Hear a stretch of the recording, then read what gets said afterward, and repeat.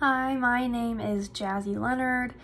I am currently a junior at CSU studying general psychology, and I use she, her, hers pronouns. For my project, I looked into a bit more about the misattribution of arousal effect, and I wanted to know a bit more about how different cultures experience stress differently and how that different stress would alter a misattribution of arousal. So I was really interested in, I guess, any varying cultures and varying, like, geographically, the environments, how those environments differ, if there's societal stress, any kind of varying stress in that manner. And so I looked further into that. There isn't really a whole lot of research showing, or I guess answering, the questions that I am asking and most interested in, but I did find a really cool paper that basically was explaining, they did a study between Asian and European Americans, and they wanted to understand the difference in their internal visceral perception. So for one of their studies, they basically recreated the rickety bridge experiment, but they did it with a virtual reality headset, and they looked to see the difference in how the Asian and the European American men would misattribute that arousal to a Confederate woman that they would bring in afterwards. So they had them walk on, with their virtual reality thing on, they had them walk on a small board, and either there's an abyss under them or there wasn't an abyss under them to change that arousal that they might be feeling. And so they had those men walk over those planks, and then there was basically a woman in the virtual reality hanging out, and the Confederate that came out resembled that woman. And so they explained it as, if you had poor internal visceral perception, then you would be more likely to misattribute that arousal to the Confederate when you came out of that virtual reality.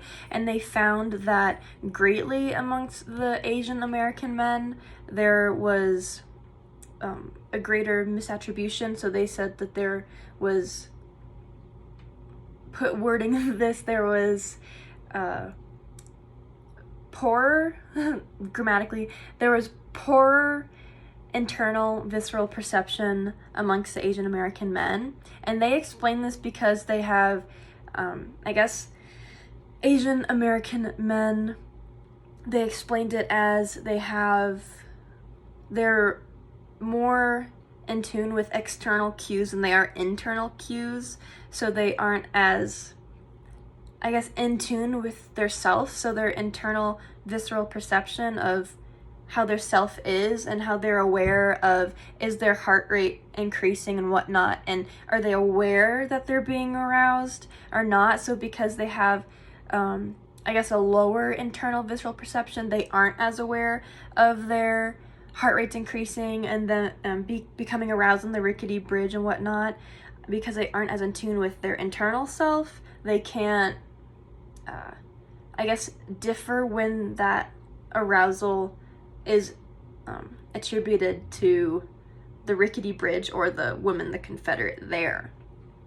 So that was a really cool study that I found. I thought that was pretty interesting. It definitely had me really curious, and I guess I wanted to look into more about how those being in tune with your internal and external cues changes how your brain misattributes that arousal, and how much of that, is a biological thing. If had me thinking about, difficult children and easy children, if that has anything to do with it, or if it is environment, and it has you thinking about, like, is the environment stressful, and that's what causes you to be more in tune with external cues in your environment and being less internal viscerally aware in that manner. So that had me thinking about that, of how your environment and your stress in that manner can change if you're in tune with yourself or your environment. I never thought about how that attunement to oneself versus your environment would change the misattribution. So I thought that was a really interesting find, because I wasn't thinking of it in that manner, I guess. So I thought that was pretty cool.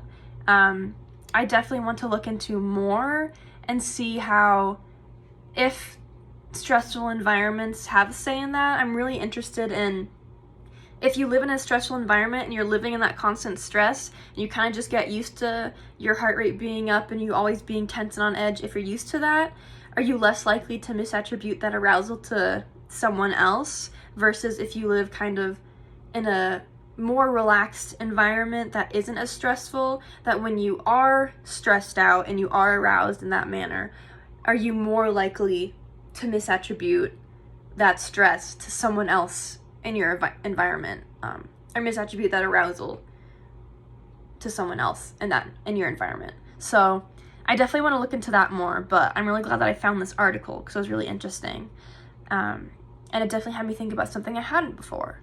So that is what I found cross-culturally, a bit of those differences. I want to look into more about why those differences are there, but at least I found some pretty interesting information about that as it is.